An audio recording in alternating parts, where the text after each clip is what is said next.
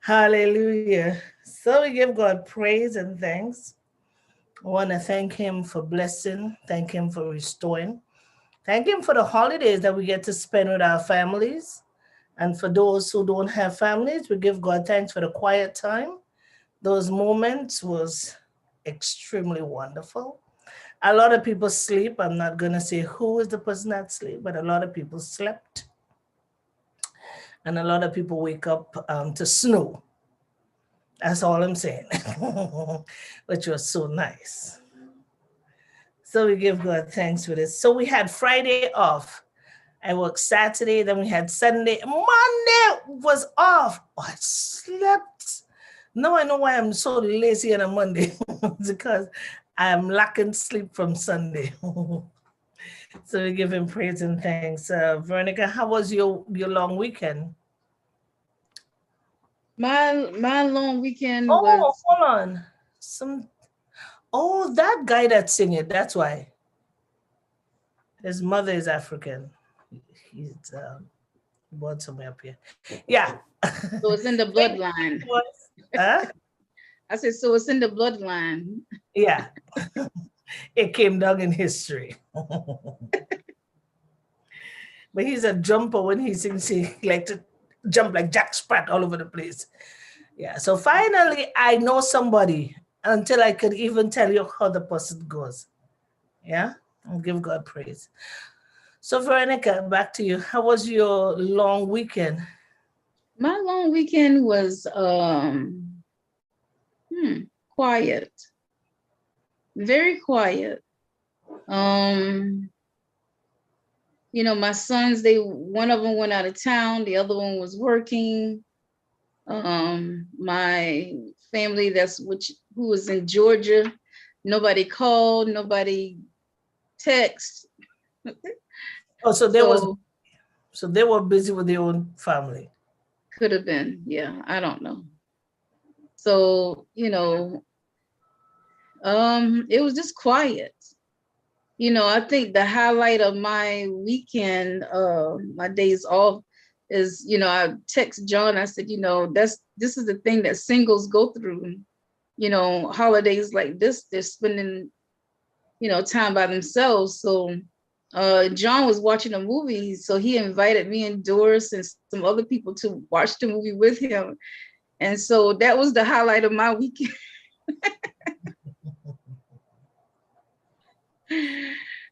So we all watched the movie via Zoom. So, That's good. That's good. yeah. So I appreciate him including me and Doris because, hey, as singles, we don't, I mean, what can you say?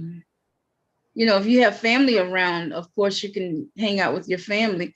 Yeah, the Passion of Christ. Uh-huh. You guys watch The Passion of Christ. Yes. I can't watch it. I watched it one time and it wasn't. Well, the I Mel Gibson version is much harsher than this version, I think. yeah, I can't. I can't. It shows up all my sins in my life, and I lived like that for a good couple of weeks. Well, that sinful life that I have, I watched that and knowing. I don't know how I come to convince myself it's because of my sins he died, and that's true. But because of my sins, he takes so much stripes on his back, and hey, yeah. So because of that, I cannot function after that. It does not work for me. So I choose Mhm. to watch it. Yeah. What was your highlight And for the this week? and this and this particular version, they did not show all that. Okay. That's what I'm saying. The version that you recall and the one that's like in my mindset is by Mel Gibson. I think he's in there, or directed it or something like that. I'm not sure, but that's a more harsher one. I'm not sure what the name of it is. Um, but yeah, this one here is the nice one. I won't say nice. we still get the point, that he sacrificed and he went through so much, and you Mhm. know, but it's not This the is so- physical gruesome, you know, like it was in the other movie. Minister Antoine, how was your weekend? I mean, well, without me, how was your weekend? I know you grieved, so just tell the world I that. had good afternoon, all Gemfm families and friends and new viewers, wherever you are. Yeah, we did not. Happy Tuesday to you. We are back on the Tex Manwaring show. And I just want to shout out and say hi to you all. And I hope you did have a wonderful weekend like we had. I had a great weekend. Um, Family time. We sit in and we sit and chat for a bit with the family, and we interact, which was great. And we attend service on Sunday, and the weekend we take off and go places. It was just a great weekend. I had fun. I was not busy doing house chores. I was just out enjoying the day. And yesterday, yesterday it snowed. We had snowed yesterday. It snowed. I was out with a friend of mine, and it just snowed and it got so cold. But we still enjoy going out for a snack. Be able to go back into a restaurant and sit down. So it was an enjoyable day yesterday for me, and just nice being out with friends you haven't seen for a while and just enjoying company. So it was a great week for me. I enjoyed every moment of it, and I give God thanks. So I'm hoping everybody else did had a great weekend like I did. And if you're not, it's still a great weekend. No matter what you do, it still is a great weekend. So I hope everybody did had one thing that happened. Just one. May not be major, but just one thing. It is a good weekend. I can't believe that you guys had snow. I'm just trying to wrap my mind around that because the weather here, April. We're still in April. wow. So we have what? Two big snow to come. Because we're Ooh, still in the 20 something. We just in 20 something. No, yeah, we I just can't. in 19th. So probably by at the end of this week, probably it's a heavy one, and then the end, the bang should always go on to April. Yeah, I just can't even imagine that. I mean, like I'm trying my very best, like to like picturize like how cold it is. Is it like so like you're shivering cold, or is it just like a nice cold? You know, here the weather is so beautiful. I mean, like I just came from the outside. The weather is beautiful. You can ride down the street. You It's can hot. have your That's what window. I say. It's not beautiful. It's hot. No, it's not hot here, but it's warm, right? You can put the windows down and the sunroof back, and just enjoy the weather. Yeah, it's really nice. Now it's really nice, right? But of course, as the summer progresses, like right now we're in the spring. So as the summer comes on and progress, it's gonna be hot. It's always hot in Florida because the sun is directly on us. Mm. So, but yeah, I cannot even imagine snow, cold weather. Oh my goodness. We went to Florida one March. Was it March or April?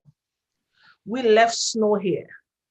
Then coming up to what? We drive all the way coming up to California, North California. And I'm like, what kind of snow is this? The snowfall is soap powder, breeze, soap powder. And it's rolling like dumpling to the car. It got the book over this thing. I said, well, let me see what kind of snow is that. It's a kind of snow that is just for America. But yeah, this, if you roll it up, it's literally like a stone and you could get hurt from it. So it's not a snow that pelt and go, pff, not that kind of snow. You sure it wasn't hail? No, snow. Then we get like to Georgia. and Georgia was kind of warm. When we get to Florida, hear me, hot. Put the windows up, put the windows up, the windows up. It's hot, hot, hot. And then I started to say, wait a minute. We in same North America, and we leave the cold and into that heat. Sometimes we have some hot days here in Canada. Not compare. Nothing compared to Florida. It's hot now. When you come to the car, you're running just like this. You dash into the house, and God forbid you have to go back outside. Here, give me a chance. Let me breathe. Give me a chance. Let me breathe. Let me breathe. Can I sleep first and then we go after? Next day we had to go to the supermarket. Hear me, okay? It's gonna be warm because it's in the morning time. Morning, oh no morning. It was so cool that I ran and people is watching me. It's like, why is she running? I had for inside that building. You go in the building now, the says, and there's no kind of no AC here. She says, oh, your AC is on. I said, where? Once you come in a building, you're supposed to feel the cool air. I will go, but it's not a place that I could live. There is no coolness. There is no nice night where you can just sleep more than if you use fans. But there's Well, like even now, I have my AC on. I keep the AC on at a certain temperature. So, like in my apartment, it's always cool, but not cold. okay. Yeah. So, the only time I turn it down low, low, low is when my son come over, my youngest son. He comes over, he's like, Mom, it's so hot in here. What's going on? I'm like, hot. I've got it on 75. What are you talking? He's like, no, knock it down some notches. That would be my sin. Turn that thing up. Give me it full. I can't stay in a warm place. It's not good for me. First of all, it's not good for my temper, my attitude. Heat work against me. When it's cold and nice, then I'm fine. So I don't know. But we give God thanks for this wonderful weekend that we had, and it was so relaxing. It was not too much thinking. You just do what you got to do, and everything was just nice. Where's Doris? We're talking here, but I miss Doris. Where's Doris? I think Doris has an appointment. She was supposed to message you. Okay. So we're gonna start off on something as how are you caring for yourself? I don't want to hear you say, well, I went and shop. How are you caring? We are in the late 50s now and we're coming into our 60s. Into our 60s. Hallelujah, glory to God. Into our 60s. And I want to know, how are we caring for ourselves?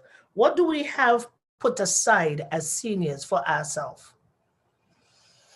We buy ourselves. What have you saved for that time to come? Because the older you get, we have something that's called most of all sickness come out and say hallelujah around that time. Either stroke or high blood pressure, diabetes. If there is no children around tomorrow, how are you prepared for your tomorrow? Although the Bible said, take no hope for tomorrow, tomorrow is not yours. But I'm just asking that question because you and I know when we say tomorrow, it does not mean in the morning of Wednesday. It means how prepared I am.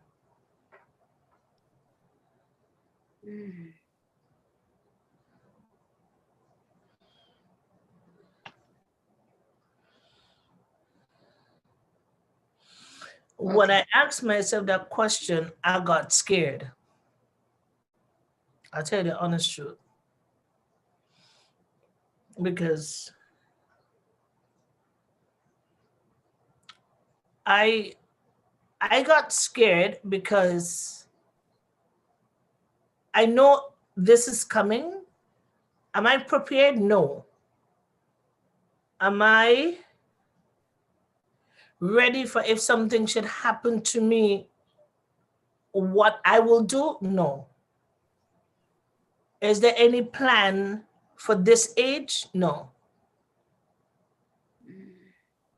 I personally have nothing prepared for this age.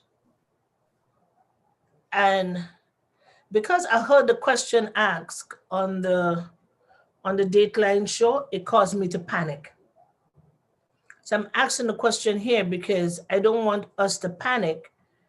As Pastor Daphne was saying, there's so much things that we can do, but my thing is the things that I did not do. What's going to happen to me?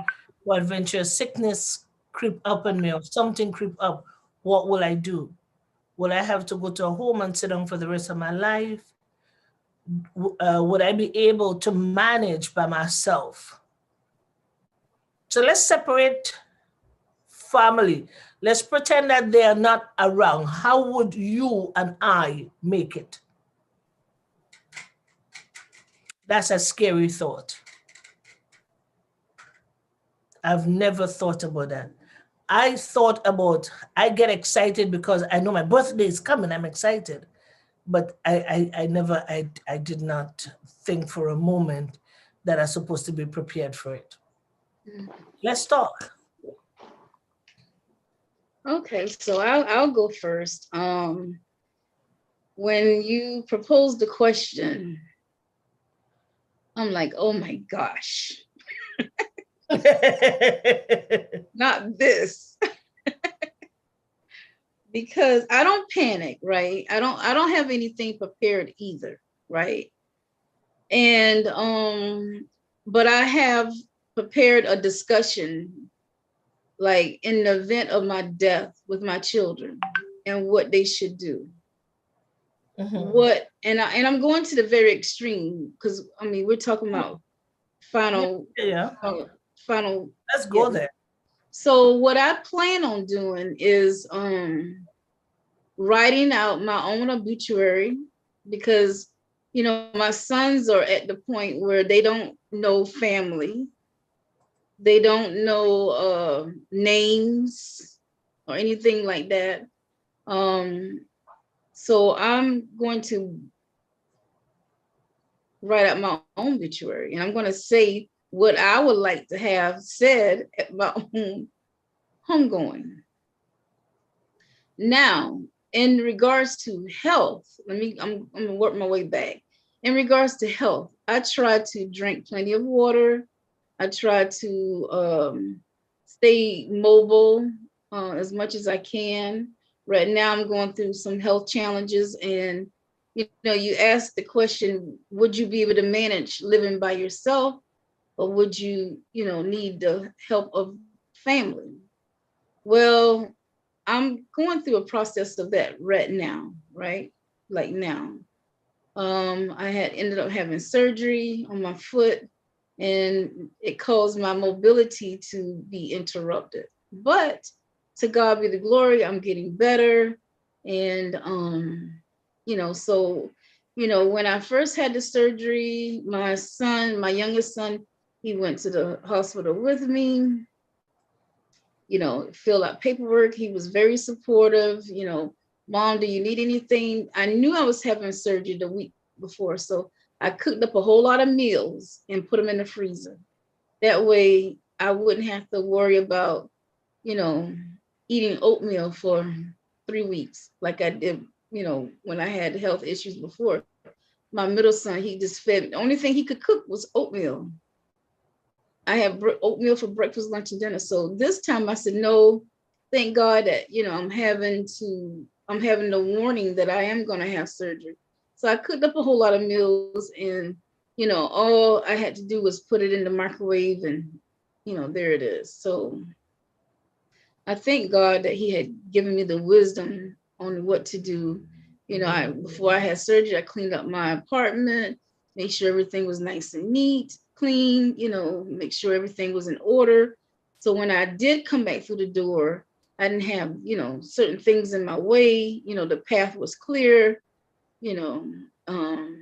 So And saying all that, you take care of yourself, you drink plenty of water, you take the herbal medication, you drink the herbal teas, you eat the healthy meals, and at first I used to say, oh, it costs so much to eat expensive. And well, I won't say expensive, it costs too much to eat healthy, but it doesn't if you're comparing it to medication that you're buying. It's very cheap and inexpensive. So, I had a good friend to tell me, said, you don't have to eat 3 meals a day. Just eat 1 meal a day, but make sure that meal is a healthy meal. And I learned that that's the way for me, right? That's the best advice that someone could have given me. So when it comes down to caring for myself and will I expect for my children to be there for me? I'm being shown now they won't. They won't. I have one son in particular, my son Javon. I don't think that he would put me in a nursing home. I think the worst that may happen is I may be in an apartment somewhere, waiting for them to come by to feed me or whatever the case. They'll do what they have to do and then just go on about their business probably. But I don't think that they would put me in a nursing home. My sons are very good-hearted people, and definitely when it comes down to their mom, they're very protective of me, very protective, and um, they don't mind sacrificing. Now, this is before any wives, right? So once they, well, my oldest son, he was married once, and he had a beautiful wife. Unfortunately, things didn't work out, but beautiful because she was on top of everything. She made sure that I didn't need for anything. She was very supportive, and I pray that if they do take on wives, that they take on wives that will support the mom. So And you are sitting in a seat of dependence. I guess you can say that, but at the same time, okay, so now at the same time, I hope to be able to work as long as I can. I look at the longevity, the lifespan of the people on both sides of my mom's side of the family and on my dad's side of the family. And I think that you know, I'm due for some years. If I maintain myself, if I keep a pure heart, stress-free, eating a healthy life, trying to stay mobile, keeping a positive attitude, I'm hoping to expand my lifespan with the help of God, because we know that our days are numbered. And no matter what we do, God still has our number. So, but we can do what we can on our end and let God do what he can on his end, or what he will do on his end. So that is my situation at this current time. I don't have any I did at one point have some savings, but because of health issues, I had to go into the savings. And so unfortunately for me, if I do go back into the savings, or when I go back into the savings, it's going to be a start over. So, and I'm prepared for that too. My son, he's like, Mom, maybe you might need to do some investments. He called them high risk investments in order to get to the point where you may want to be at. So that's one option, at my age. Because I know in North America, it's very hard to get life insurance if you have a pre-condition, health condition. It's very hard to get one.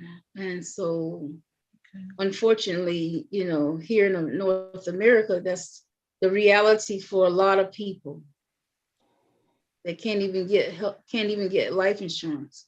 So they offered them something called like a burial insurance. And, you know,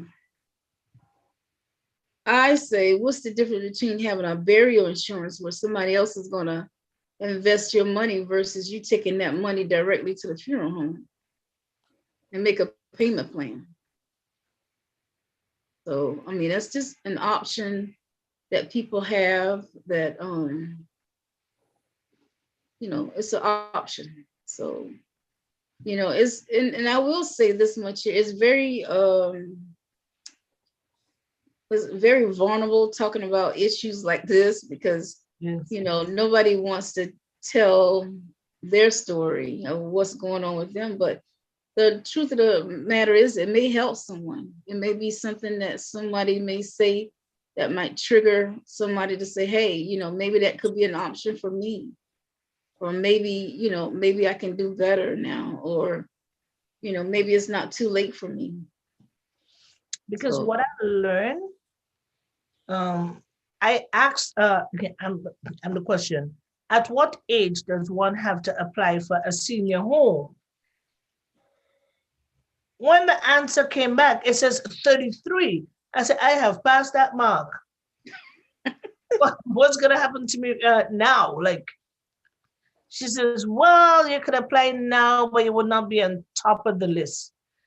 So since you're 33-year-old, guys, we are speaking here not to intimidate anyone. We are speaking here because we just got some information. And for me, my questions was late, is late. And if I can help somebody now, don't wait until you pass 33 to apply for a senior home. Do everything now. You sort out pension plans now, you sort it out. You never know. If you get to our age, then God bless you. You have something. Peradventure you pass before our age, I have no idea. But when I heard the question, what do you have? I panic. And I'm telling you no lie. After the show, I cried because then you're alone. Not even alone, you're vulnerable because your body is not strong to fight as how you are right now. When you go into the nursing home, adventure, something happen, you can't look after yourself. As good as they are, you're still vulnerable because it's not everybody that's coming there to work is really coming to work. They just come for the money. They don't care. It's not a gift, it's not anything. They can rough you, they can push you, they can do what they want with you. Who is around? Who can you call as a family member? Who is there for you? That put me in high panic. It put me in high panic, and I'm talking about it not to expose anybody, but that's the reason why I'm asking what you, not what your family, not what cousin Tara or Auntie Susan is going to be saying at that time. How are you going to go through it? And then I'll come back and ask the different questions, what you have. Minister Olivet. Oh, okay, sorry. Veronica? yeah, I just want to add to that, you know, another thing that, I just turned 50. I just had my 50th birthday. So I'm not quite yet to the seniors yet. However, you better start because I didn't start at 50. So you see, so this now is good and for you. yes, Because we're going to tell you what we did not do so you can do. yeah.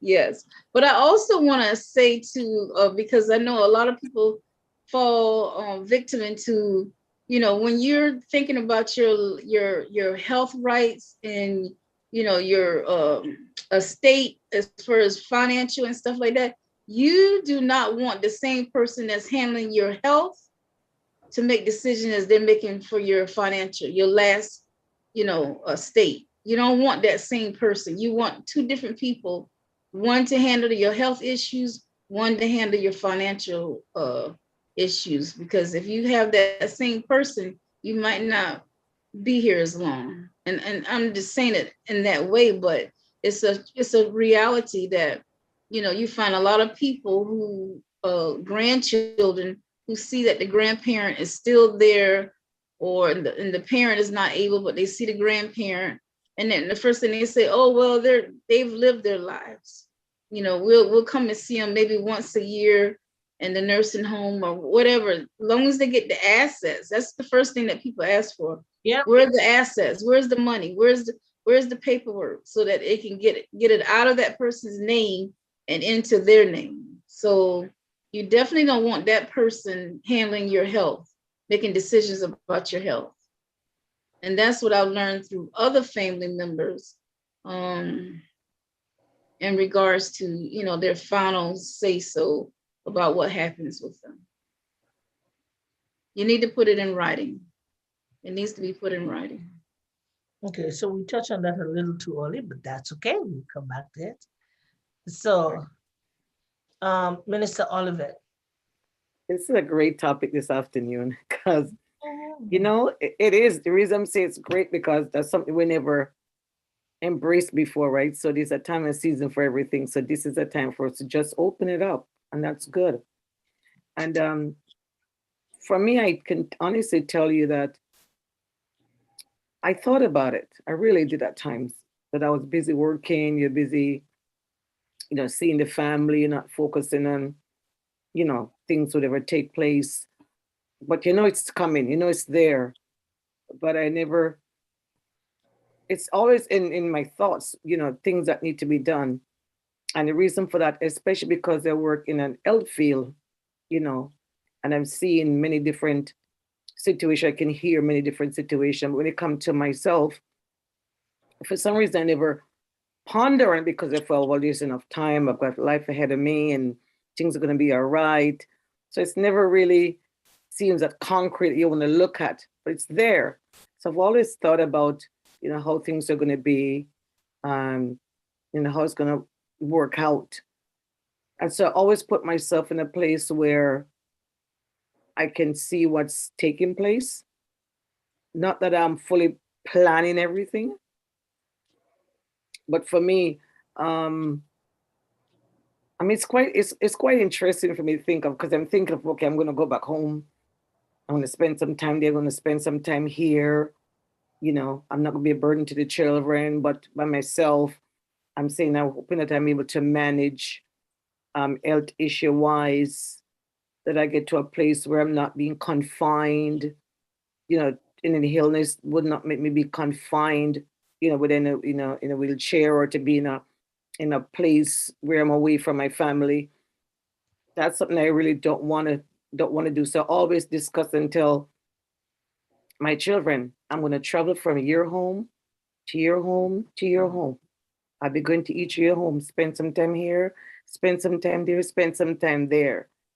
That way, I'm not really confined to my own place. Not that I'm hoping to have a place that I can say, this is where I'm going to live.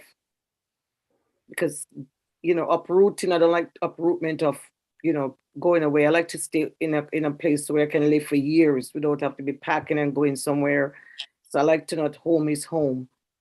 And I can stay there and they can come, grandchildren can come, family can come, but this is home. And hoping that I wouldn't, that's my only goal, that I will not end up into what is it, retirement home is somewhere. I just want to be at home where I grow, I age in my home. That's how I always look at it. That's something that I've always desired to do, to stay in that place I can call home, you know, where you're being cared for at home. If help have to come in, help would come inside a home, but that don't have to be lifted out to take away to be somewhere else. And, you know, I talk to my children and get that connection, that clarity out of the way. But that I would not be a burden on their lives. You know, they can be able to can go to and forth, and call me, so I'm doing, or visit me and such forth, until I get to the place where I'm able to manage. And that's when I tell them I'll go from one home to the next home to the next home, and just be with them, so that I would not be confined in a home by myself, so we have to think of taking me somewhere. That's a place I don't want to get to. But prepared for different areas such as burial, and when you come to that place, I that's something I put into place because I said I don't want to be a burden to them when it comes to that expense. So I presented contributing to that area so that I know that it will not be a burden to them, and wanting to know who will care for me and such. They all are going to be, I let them know, all going to be a part of everything. It's not going to be one person task. It's going to be all of them together work at it to make sure that things are smoothly ironed out. Yeah, I can say that, but at some point they may have changed their mind at some point, but I still have to lay it out clearly so they can know that should in case anything, happen, they should all come together and work things together, or so that there will be no stress and heaviness at each other, burden each other down. But at present, I give God thanks because I don't, I'm able to can move about. I'm able to can go and come freely, and I can drive, which is very important. I can able to move my vehicle, go back and forth, taking care of maintenance of things.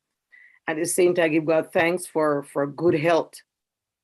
So all these I take in consideration. And I also take in consideration also family connections and friends connections. That is so important. Closeness of families around you, closeness of friends around you, closeness of the church you attend around you. So these are very important to me. The connections of individual that surround me that I can always interact with and talk to. So sometimes that, I mean, yeah, sometimes they may need help. Somebody may come and assist you. So that connection, I like to put into place to know that there's going to be people around me as well. I'm going to be around other people, but at the time, people are around me. So for medical care and stuff, those things, I hope my insurance and stuff included all that, which I'm going to really, as we're talking, I just make a phone call quickly right now so to make sure I can take things into, not lagging things behind, but put things in the perspective so I can see it.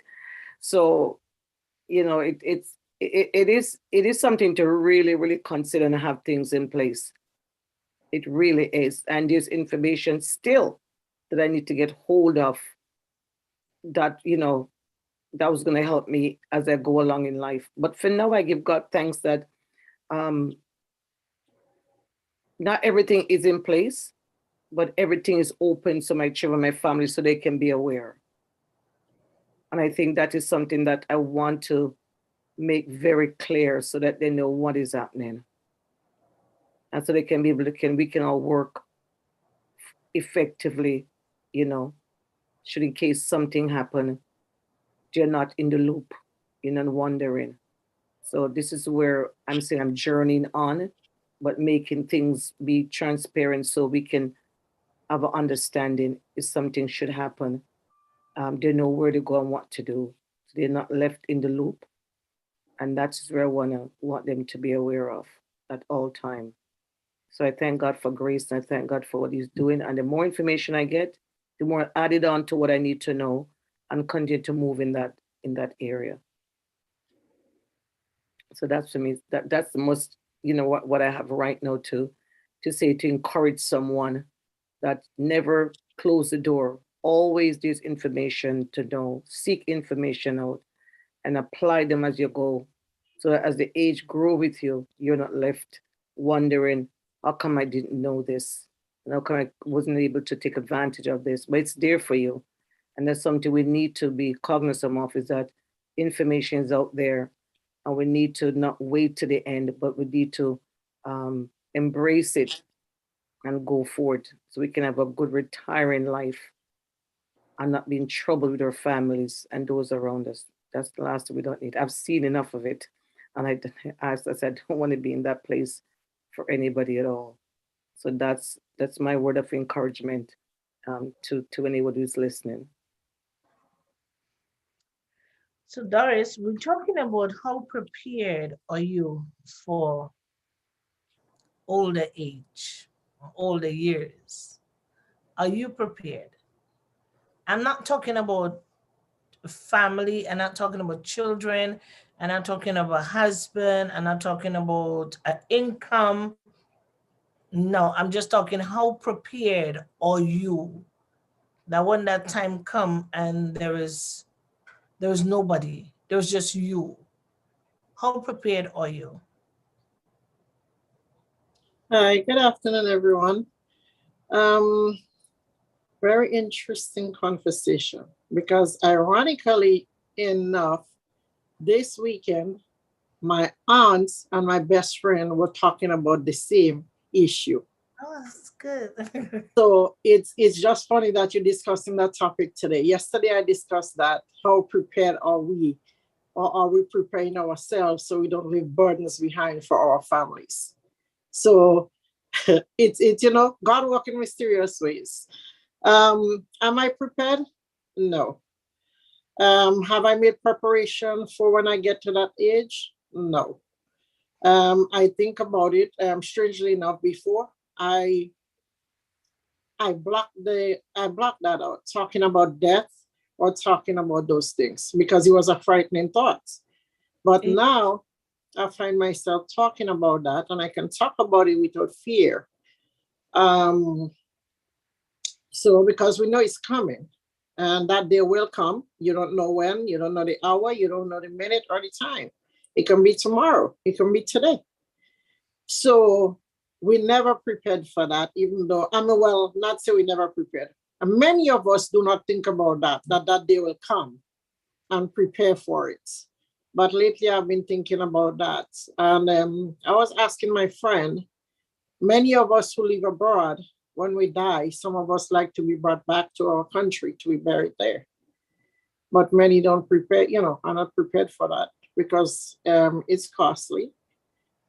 I pray to God every day that if I live to be at that age, that, I'm able to walk, fend for myself because I don't think about, anyone. I do not have children, so I do not have that dependency to think about when I get to that age.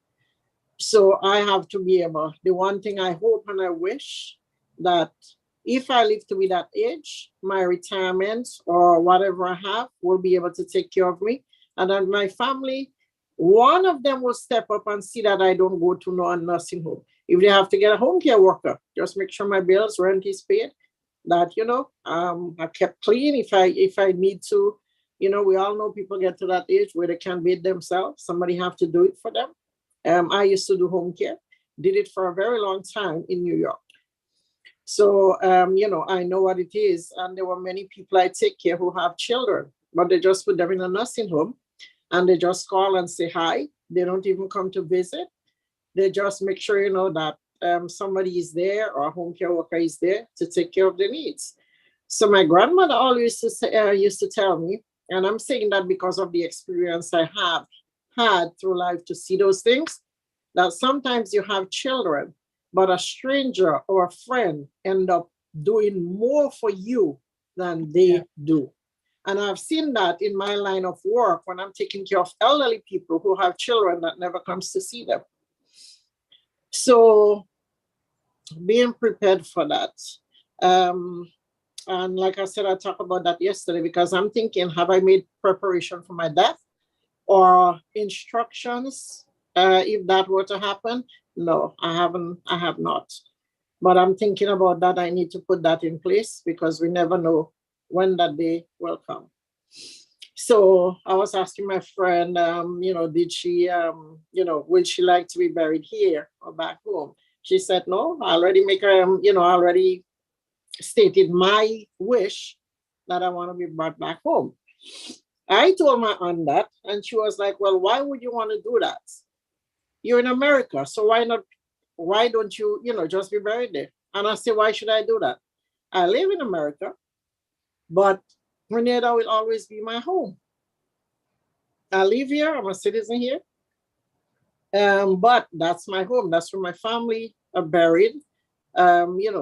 So I told her the same thing. I would like to go back home. But have I put that in writing or make preparation for that? No. So if I were to die tomorrow, no one would have instructions what I want or, what my wishes were.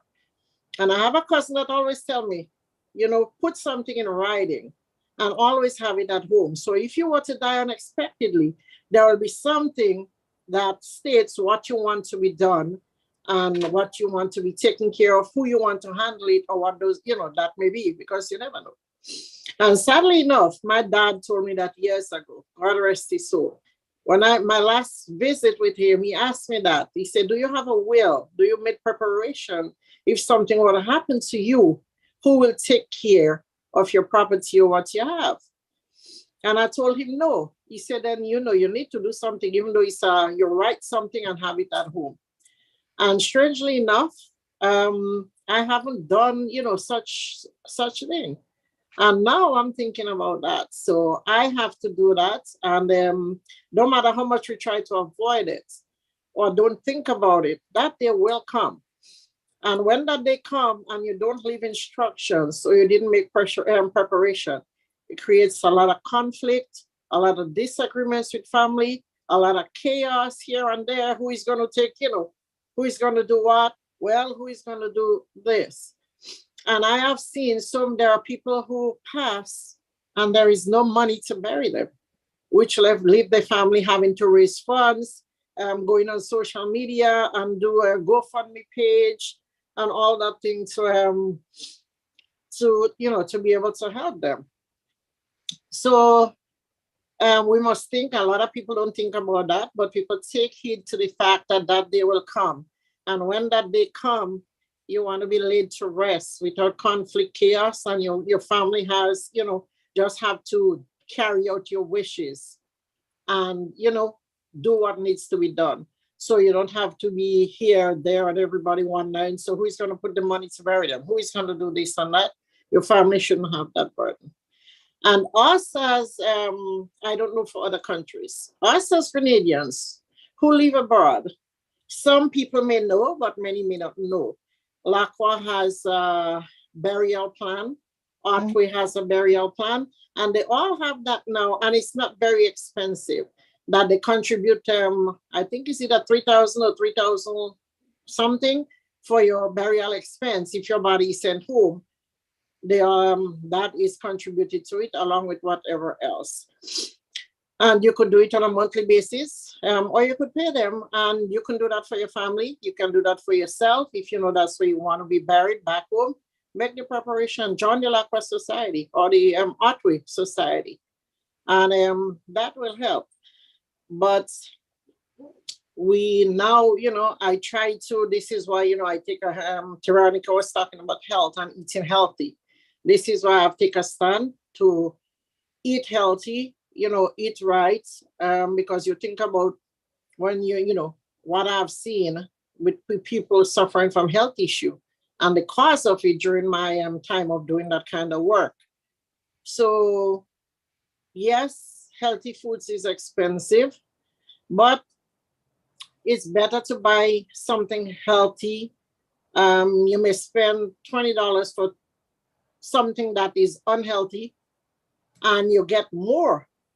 But you can take that same money that you get the 5 or 4 off, and if you can buy one, bag of healthy, what are you doing? I eat a lot of chicken breast, white meat. Other meats I eat very sparingly. So, eating healthy is a good thing. Now I find myself, like when I go in the store, I read the label on everything. And when I look at the cholesterol and the fat and the sodium, I was like, oh, I put it right back on the shelf. So I get to that habit now. Anything I buy, I read the label for the sugar contents, the fat contents, the cholesterol contents, the sodium contents, the trans fats, and all that. I go through that whole thing. And when I look at it, I was like, and I just put it, I say, back there for you. And I don't buy this thing. So I've become very, very, careful about those things. Because I know, like when I say, God bless me to live at an old age, I don't want to be helpless. I don't want to be, I have always been an independent person. I've never depended on anyone. I fend for myself. right through my whole life. Never depend on anyone. So I love doing things for myself.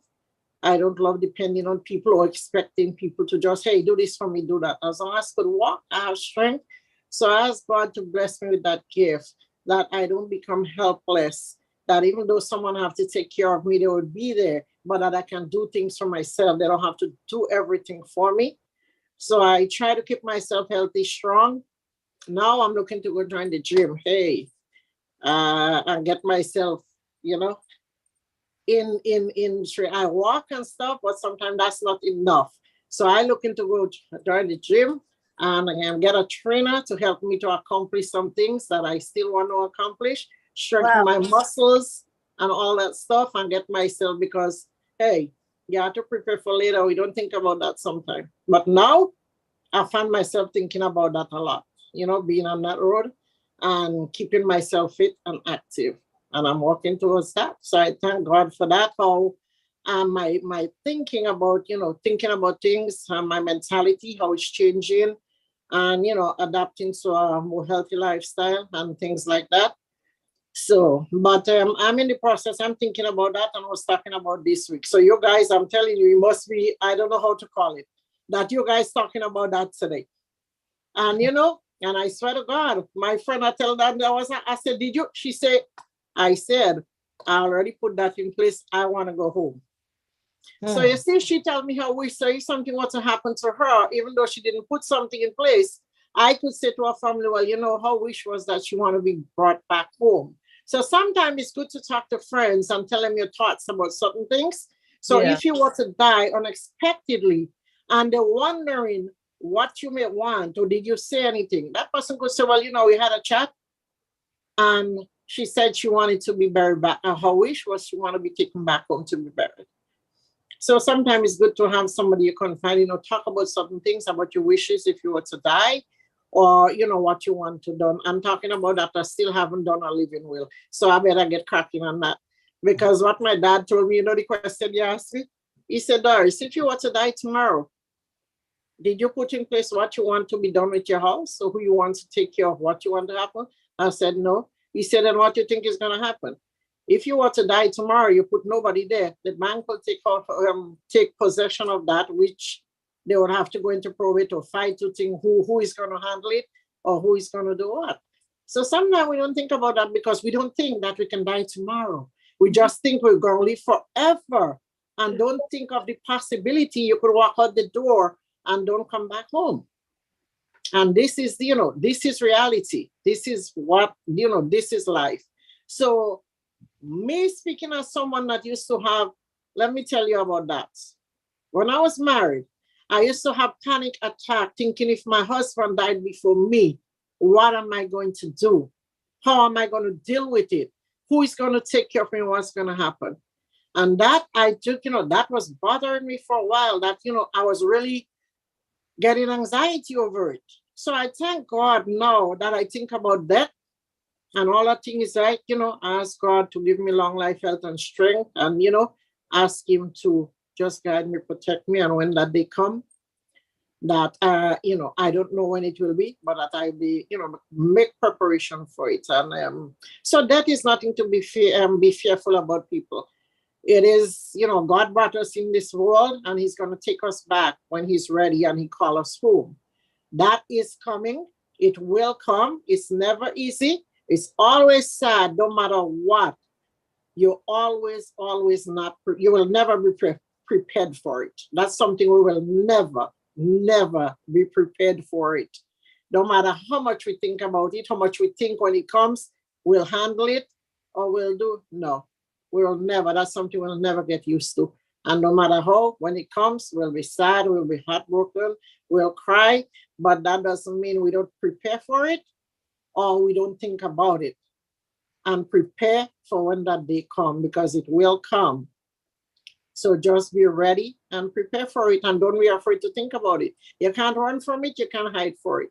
And from it, when God says it's time for you to come home or he call you home, you will be going. So don't be fearful. Just be prepared and do what needs to be done. Don't leave burdens for your family, especially if you know your family is not in a financial situation Right. for your burial. You know, I hear some people say, oh, when I die, well, they have to bury me. So what? That's Don't do that. ignorant. That's That's ignorant. exactly text. That's ignorance and selfishness. Yeah. Don't leave that button for your family and say, well, when I die, they have to bury me. No, prepare for that. It's going to be coming, and just let your family bury you in peace. They'll be happy and they don't have to worry where they're going to get money, how they're going to manage, what they're going to. You don't want your body sitting in a funeral home and your family don't have money to bury you and they wonder what they're going to do with you. And you're just sitting in a morgue. Trust me, I know a story about that. Body just sitting there and nobody wants to take responsibility because no preparation was made for that person burial. So each family looking to each other, who is going to step up, who is going to take the responsibility. And that is no way to leave your family. Or yes, you're dead, you don't know what's happening and you don't care. That is selfish. That is a selfish way to think about living this world, that I'm going to spend money, I'm going to on unnecessary things instead of putting aside something for your funeral, and stop spending it on nonsense. We spend money on a lot of things we don't need, that is not necessary, or we just want it for one's sake. Put aside some money and prepare for that, and don't leave your family with that burden, please. Because I'm looking to that. I don't want to leave my family with that burden. When I die, I want to be buried in peace. Just go bury me. Everything is arranged and taken care of. I say what to do. I say what I want. All I have to do is carry out my wishes. So, yes.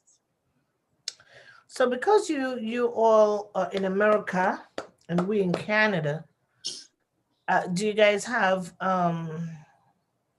thing as what's the, what was the question I was gonna ask? Uh, seniors home where you could apply for seniors home. Do you guys have that? Yes, yes, we do. There is a name for the color with what oh my gosh, Veronica, do you remember living? There is something they call living something. It's like apartments that you can get where they have all the people in like one complex. They have like their own apartment, but they call it living something. That they Right. live there. Assistant living, that's what it's called, assistant living. That's the field that I'm in, property management. I used to manage a property for elderly and disabled community. And the age requirement is 55 or with a disability. That's the requirement.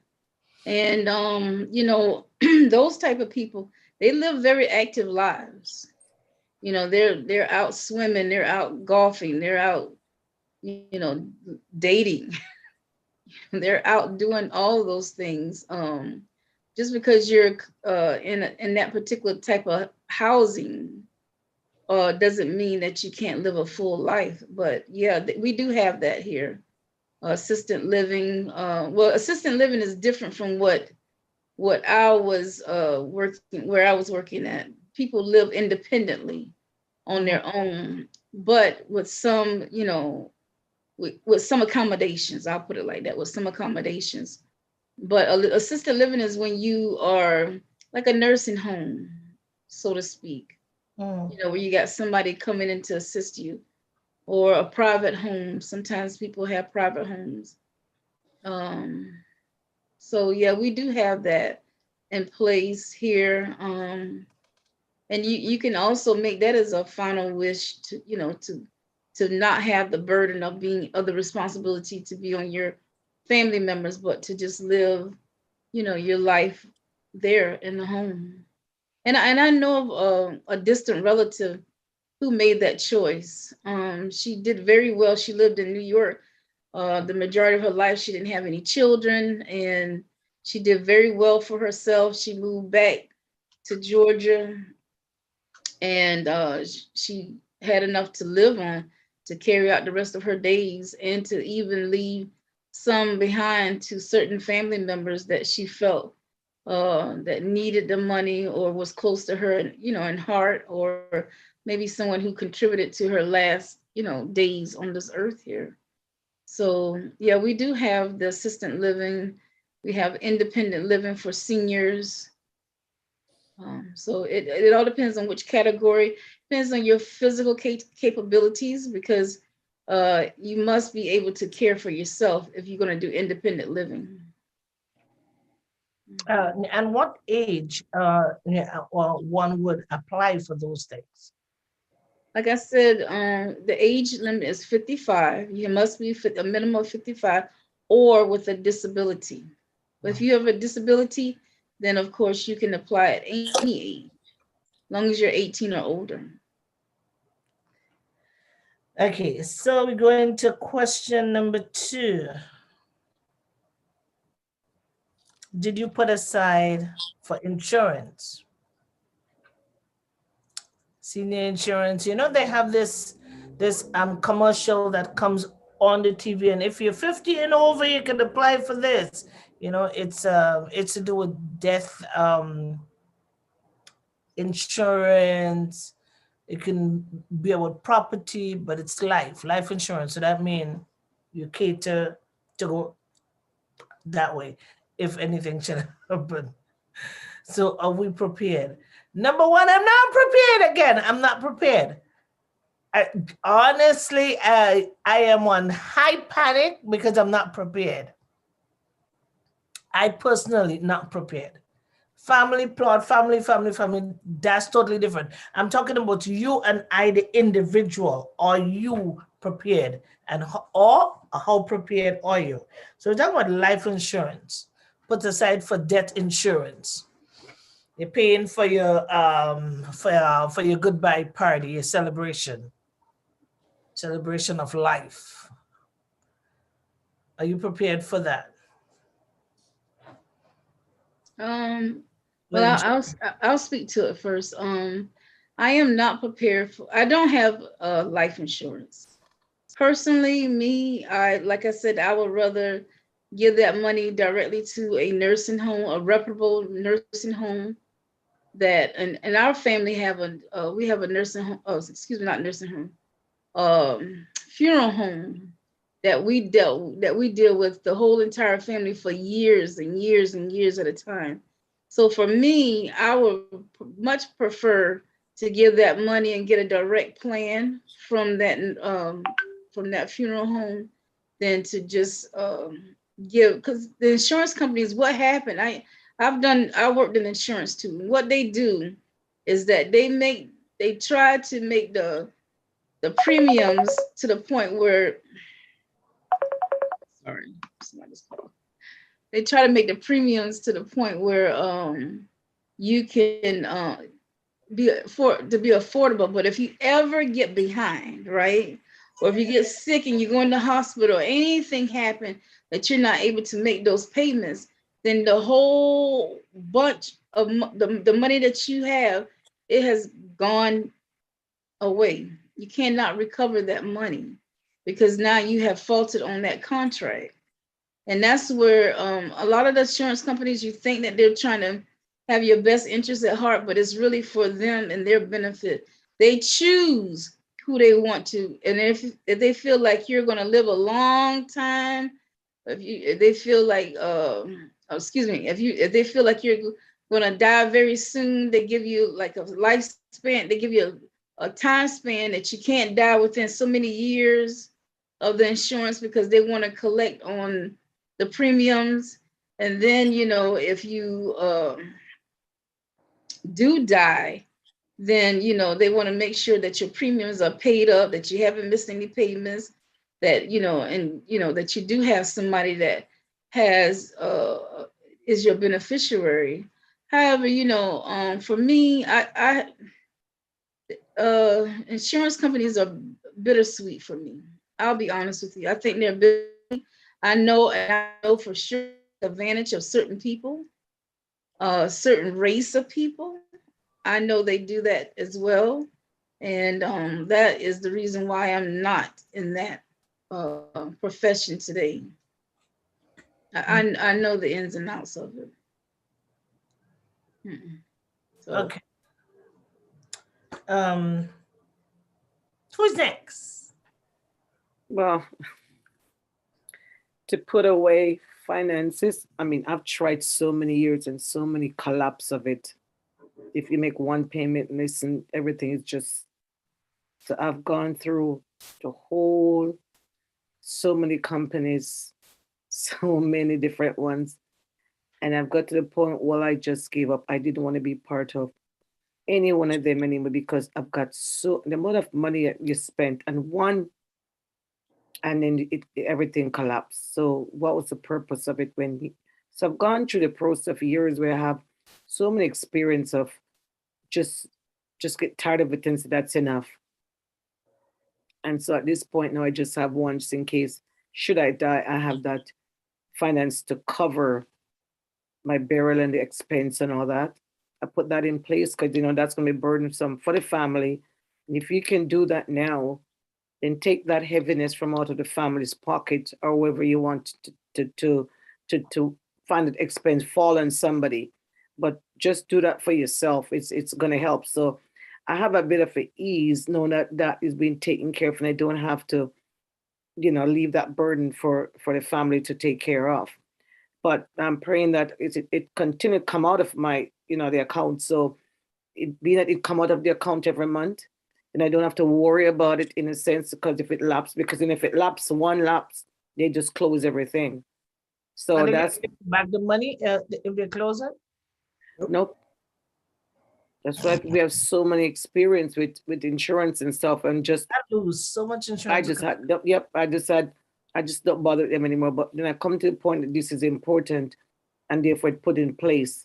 Should in case that happen, that's taken care of and not being a burden, to the family to look after that. So that's also important. And as I said, we just trust God because I'm not fully prepared and that end at the end of the spectrum. But I'm not gonna say I'm gonna be a burdensome, but in the meantime, I'm living day by day and still open my eyes to see and to hear about everything else so I can make a smooth transition because I know it's something that we have to do at certain point of our lives. And many of us may not be there financially, putting all this away and all that, but some of us are the place where we can still find a way out to make a way for us so that we can live that, that bountiful life at the end of our life. Because not like living an enjoyable life without having stress and burden and all the security to enjoy each and every day. So again, many of us may have to start looking. It's not too late, but just start getting all the information, get active into putting things in place gradually. Because it makes a difference. So for me, I'm open up to hear more information and to see whatever direction or steps that I need to make still, to make things smoother for me. Because the end of the day is going to come back down to you, the individual. What did you do or what have you done? So in those areas, you're still, searching out for information and so you can put things in place. Because it's not too late. We don't know the time span of our lives. Only the Lord knows that. Amen. But each and every day you put things in place, so that God is honored in you taking initiative to say, Lord, this is before you and open doors and, favor. So there's still hope. There's still hope. But we trust in God that He will make that way as we go along. The next question. Will you have an income when you Text, I don't think Doris answered that last question. oh Mhm. Yeah, well, most of the thing you say, what I learned about insurance, and I don't have a life insurance. What I did have, most of the time I had with work, accidental death and dismemberment. But if you leave that job, you can't take it with you. I have lost so much money in job when I lived in New York when I moved. So I'm like, that's it. None of that for me. Life insurance, the money you're taking to put into that life insurance, you're probably better off opening a special account, put money as much as you can put in there, because what I find out life insurance, they give you an age that there is a cap on it. yeah. When you get to that age, if you're still living, they raise the premium double or more what you have to pay. And I ask myself the question, what are you paying for Now you're retired, you're not working. People that living on a fixed income who don't have a good retirement that they could feel comfortable with. You're raising a life insurance premium because you didn't die at the age they gave you to die. So now they're charging you double. And I'm like, really? I don't think so. So, hey, I feel like they're ripping you off. They're just making money off of you. And then, like Veronica said, if you miss a payment, you just lose everything. Even though you're 1 week away from that premium and you didn't pay it, you lose everything. My friend took such a loss of that because she didn't pay a premium and because they didn't explain everything about that insurance policy. And she was so close in that time she paid, and because she missed the payment and they didn't explain that fine print, people, don't sign anything unless you get a full explanation. You read all the little fine print that they hide, that they catch you with. Please read everything carefully. Don't let nobody tell you, oh, they make it seem like it's oh, it's so good. It's like, oh my God, you think you struck gold. Don't be fooled by that. Read everything before you sign, because once you put your signature on that, it don't matter what you say or what counts is that you sign that. And what they say, you should have read it before you sign it. So don't be fooled by that. Read everything before you sign, because that little signature you put on there can crucify you and cause you a lot of grief and heartache later on. So make sure you read, especially insurance. They put them so little that you don't even see them sometimes because you're so busy listening to that, what they put in your head, how good it sounds. You think that, oh, well, everything will be taken care of. I'll be set for life. That ain't true. Read, and don't just sign. Tell them, you know what I do when they tell me that? I say, all right, send it to me in writing. I'll read it and I'll get back with you. Don't tell me anything over the phone. This is what I need to see it. I need to read it for myself. I need to understand it. So anything you're going to do, don't let people tell you on the phone, or don't buy any of those things over the phone, please. Don't do it. Tell them, mail it to you. Because what they're trying to do, they're trying to get that electronic signature or that agreement that you can't do anything about because you agreed to it. So anybody telling you, say, okay, that's fine, I'll think about it. Please put it in the mail for me. And once they don't want to put it in the mail and tell you, well, it's only for today, say, okay, thank you, goodbye. They try to get you with that. Oh, well, the offer is only today. It's going to go up next week, or this is going to change. I have heard that so many times. I'm telling you, those things don't get me anymore. Anything you tell me on the phone, don't tell me. Send it to me in writing. I will read it. Then I'll get back with you. Don't ask me to do anything over the phone. So insurance is very, very technical. It's very tricky. You must know everything and understand everything, because they don't tell you the things that you really need to know. What happens if you live past that age, that premium will get to maturity. And then if you're paying 100, they're telling you have to pay 250 or more now for that premium when you reach that age and you didn't die at whatever age that premium is for. So you live to be 65, 67. Now they're telling you you can't get that money. You think that when you reach that age, you might be getting that money. That's why you paid for it. Now it's matured.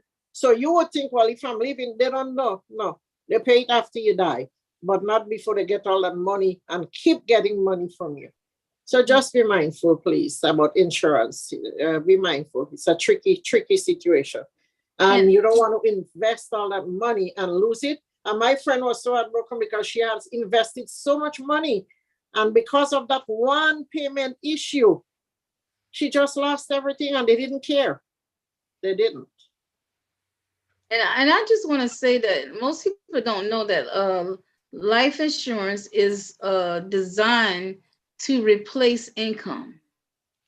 That's what it's originally designed for.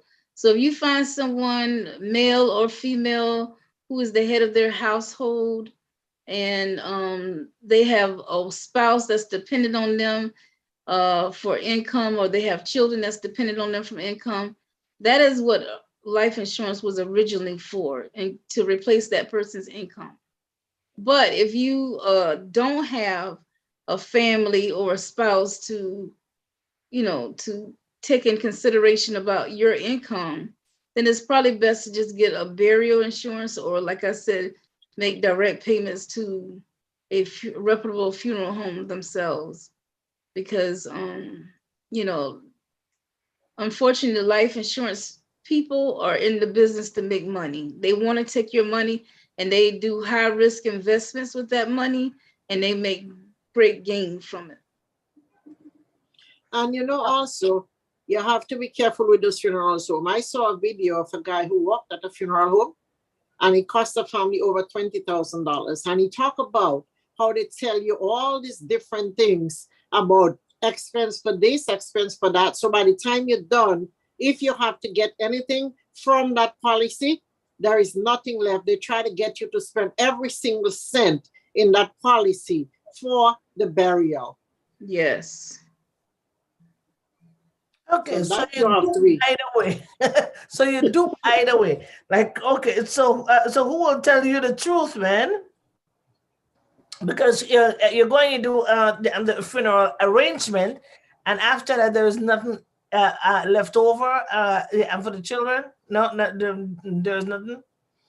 Listen to me. Cremate my body. What's the price of cremation that my children could get? The most of the money that I put in here, just give it back to them. Just cremate that body, you know. But again, you may say cremation, and the kids may say, "Oh God, I can't do it." Then what do you do then? You know? Actually, all the women in my family have chosen to be cremated. Oh wow. All the women choose to be cremated.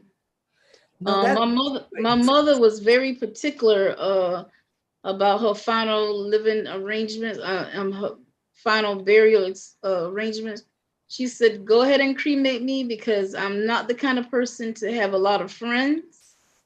And she was never the one to have people in her, in her company or in her face. And she says, "I don't want anybody, in my face when I'm dead and gone."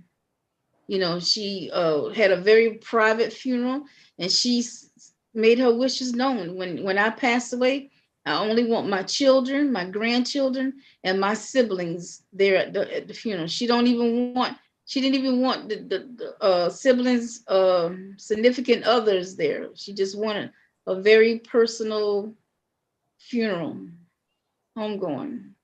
wow, that's painful. And for the rest that is alive. It wasn't painful because we knew the life that she lived. My mother lived a very private life, very private. Yeah, but she don't even want the in-laws there. No, no. She said, Okay, I'm gonna respect that wish. yeah. Give me words.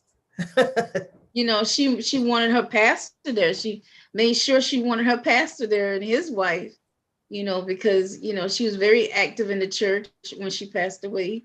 And she knew that she wanted him to be the one that spoke over her body. And, she knew exactly what she wanted, so we didn't complain about it. And to be honest with you, I respect her wishes, and I probably too will follow in that same direction. Whereas, well, I won't say I don't want my funeral to be so private. However, whoever come, if they want to come, they come. If not, I won't know about it. So you want to be cremated? Sure. Okay, I just don't let mind. me off. Just drive as far out as far as you can go in the ocean, and let me out. Let the fish have a fine time. Let me dine with the fish because I eat it, so let it eat me back. I don't know about that. Oh my God. think I was scared if I drown. Next thing, next thing, I'm gonna drop me down way out in the ocean, and then something happened that I come back alive. I don't know, but don't I put don't know, Tex. I don't know if I like that thought of me eating a fish and it might consume somebody's body. I'm hoping that fish don't like human remains. Oh, well, you need to go to the ocean and speak to shark. Well, yeah, sharp, but I'm just saying the regular fish, I Family. don't know. Yeah. Okay, so Yvonne Joseph says life insurance is trouble. And then she said life insurance is for family that left behind. Yep, that's true. So I gotta get busy and leave something for my grandchildren. Mhm. Let's see if that's gonna work. Okay, guys. So the last question is, oh, it's already after 4. So the last So question what if is, you have more grandchildren after you pass away? Then what?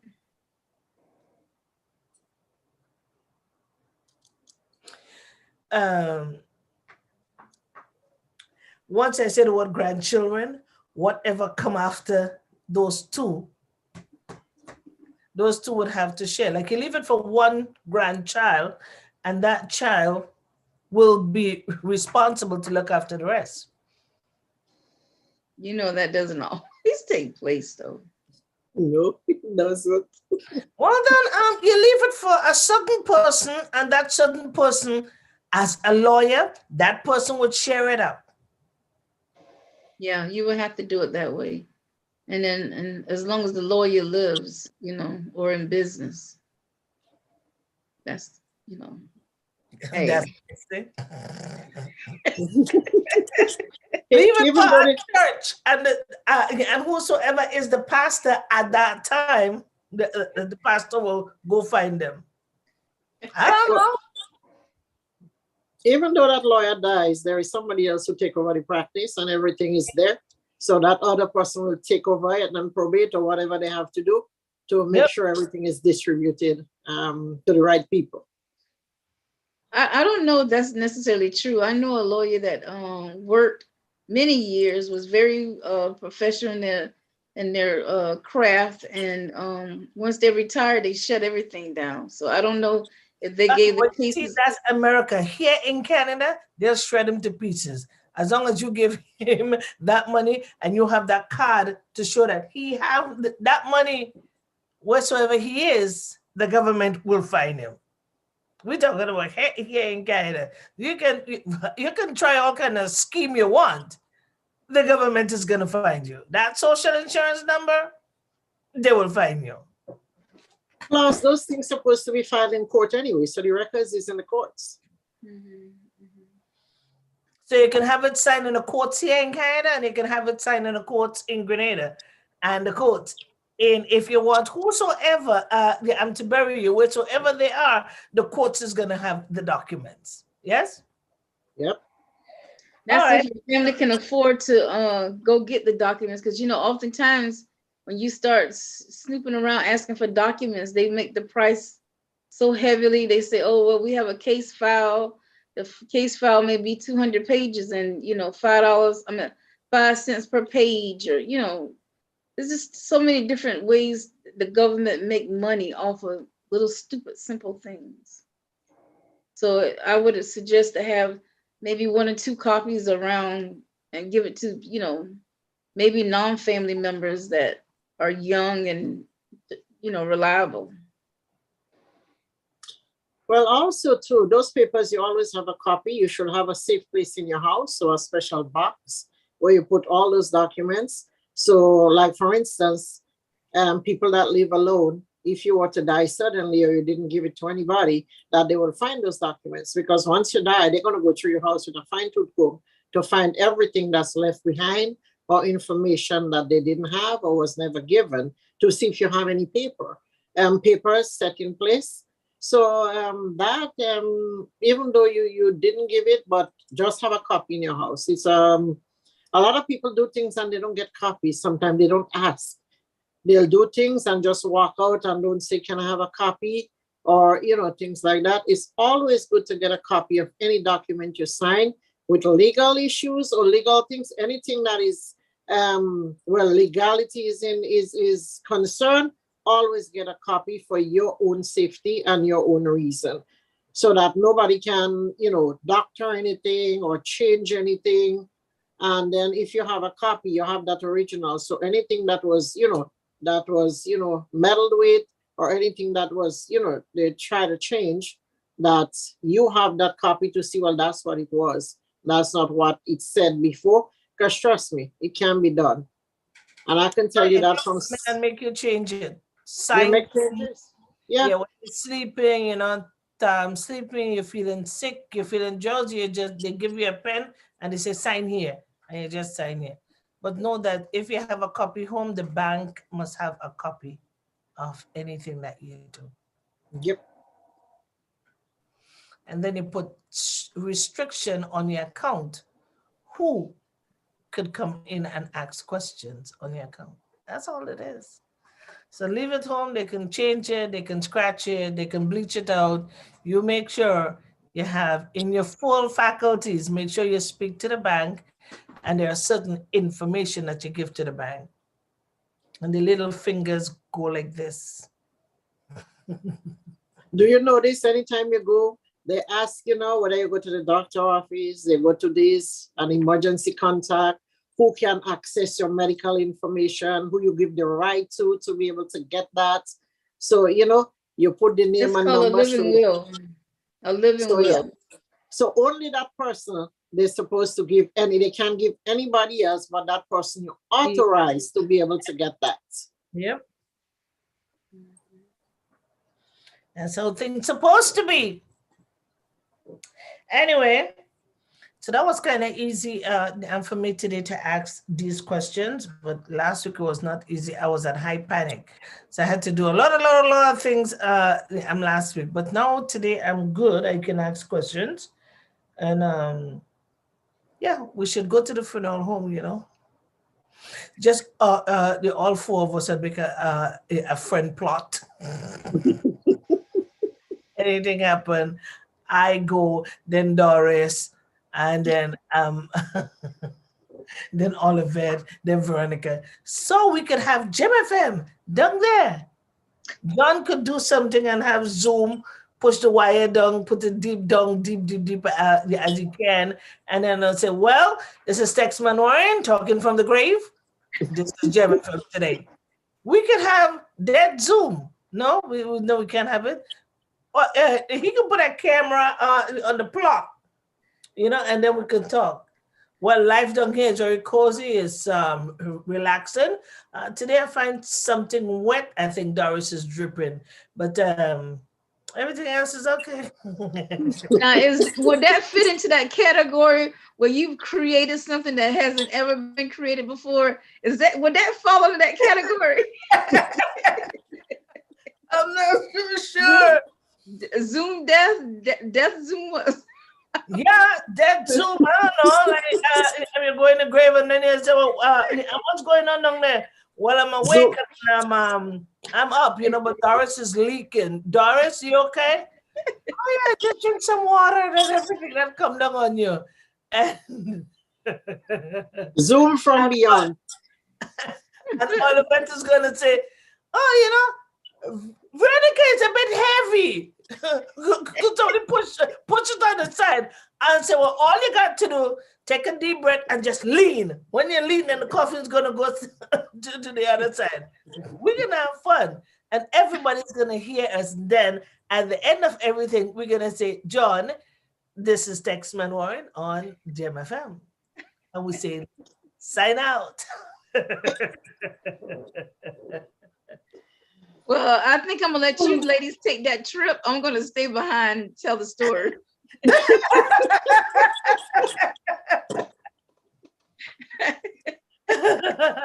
I'm sorry, Miss Derek. I didn't add myself to the list.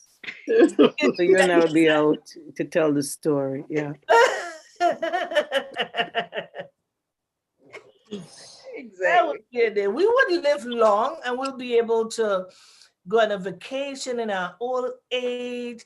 And then we're going to talk about Gemfm, we're going to talk about family, and we're going to talk about this day that we talk about we was not prepared.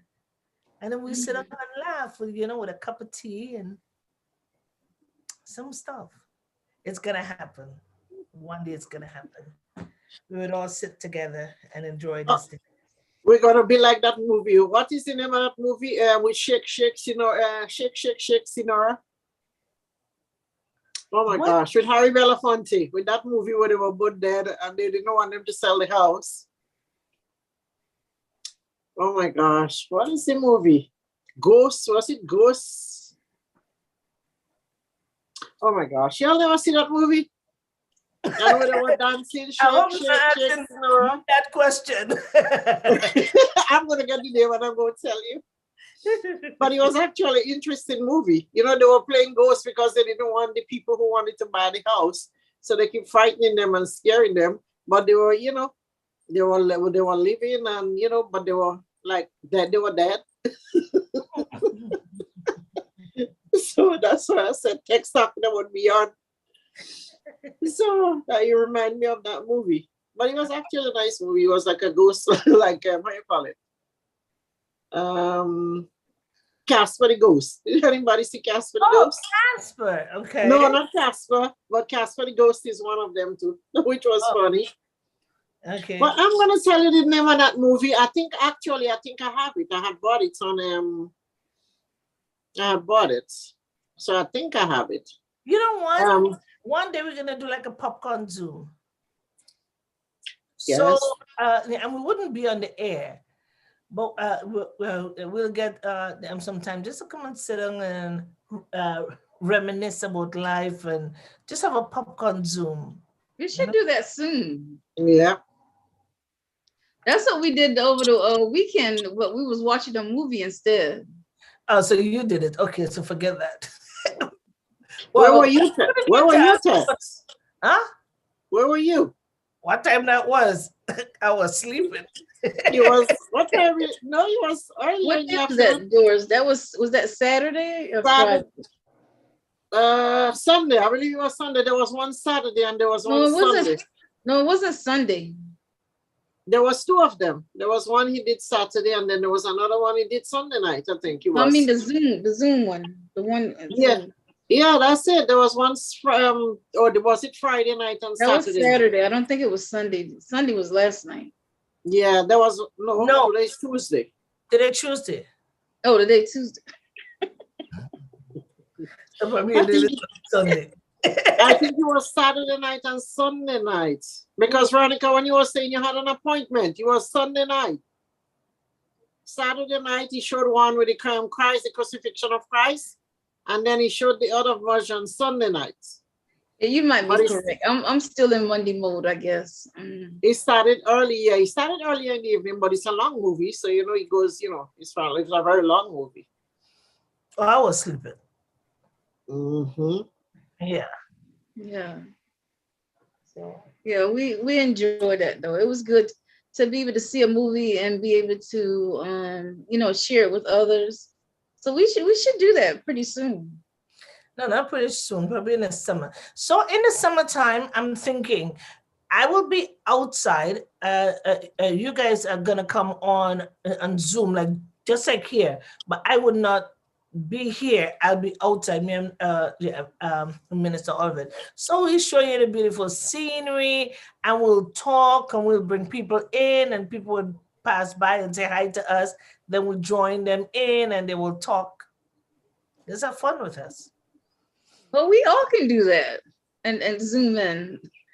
You could, you know, you could just you're talking about inviting some to join them on to join the live on your phone, or you're talking about yeah, when I'm outside in some park, just sitting there, people is around, you just invite them, come in and talk with us.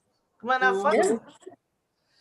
Yeah, then I'll go on my phone because then I would have two different SIM cards, so two different numbers. So I'll have this and for the Zoom, and then I'll have this. So if somebody come in, then I'll give them this so they can join, you know, and have fun outside. Yeah, we can do that. And if you guys want, no, we can do like a trip one day. So you tell us where you are. Doris could say where she is, or the both of you guys could be together, and then the both of us be together, and we'll just have fun that day.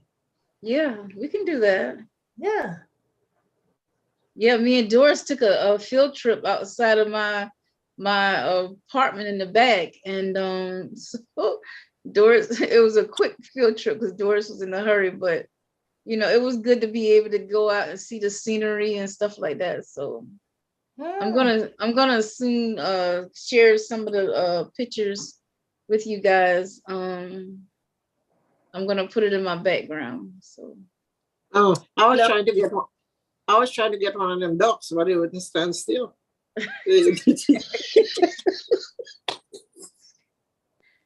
So Yeah. that's the experience with the ducks. my apartment is surrounded by water. So Oh wow. yeah, a lake. It's surrounded. So you're in the ocean? It's a lake, a pond, a lake. Yeah. Around water. And you sleep at night? Yeah, they said it might be little alligators in it, but I've never seen one. And when you come outside, what's the distance to land? Oh, I'm surrounded by land too. I mean, before I get to the water, it's a great distance. But you know, people walk the neighborhood all the time, so it's safe. Yeah, It's you safe. said the building is surrounded by water.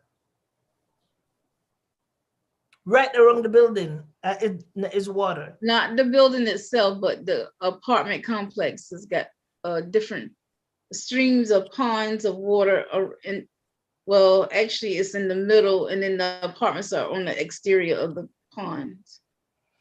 So it's like you're looking out at the pond. Oh, So it's like a middle lake. There is lakes like, in between the complex because there is a bridge that go over from one side of the complex to the other side. So it's okay. like Well, water. send me your between- address. So I'll do like a Google to see it. Okay. Send it private. Okay. I can do that. So anyway, we gotta leave now. 427. Yeah. So we give God thanks for this segment today. It's a segment of preparation for senior age. Some of us are there, and some of us are so far from it. But we still gotta give God thanks because at least people on the outside now know a little bit, even though they were not prepared, they'll be prepared now because they hear it and wondering, what is she talking about that for? It's so scary. It's something that we have to prepare. And here in Canada, if you do it at 33, by the time you get to 65, you're on top of the list. So I missed that mark, but I'm telling you, I will be on top of the list. Hey, Tex, I plan to live a long, good age so I could sit in my rocking chair and sit outside and rock in my That's in chair. your home. We have the best balcony. They have like what's the name of the balcony? Solarium, and you get to sit on there and watch everything around you like this. Oh, so anyway, love you guys, and let's come. So we want to say thanks to all the people on Facebook Live. We have Elaine and Doris is in the house, and Yvonne, Anabu is here. We want to say thank you for everybody that's here. And for those of you on Radio Land, we want to say we love you and thank you for being here with us. So we got to 5, 4, 3, 2, 1. Come together and give a kiss up. We love you, Gemfm. And Veronica go. Kakum, kakum, kakum, kakum. Yes. Bye guys. Love you. Love you Love you guys. Take care. Okay, bye-bye. See you tonight Tonight. at 8 o'clock. Yes, tonight. Yeah, love you. Bye-bye. Bring it on. Bring it on, Tex. Bring it on. Oh no, I'll be well dressed and trust me, I'm Muslim. Change that everything. Religion changed the night. It's Bye guys. hot. It's hot and Bye. spicy tonight. Oh yeah.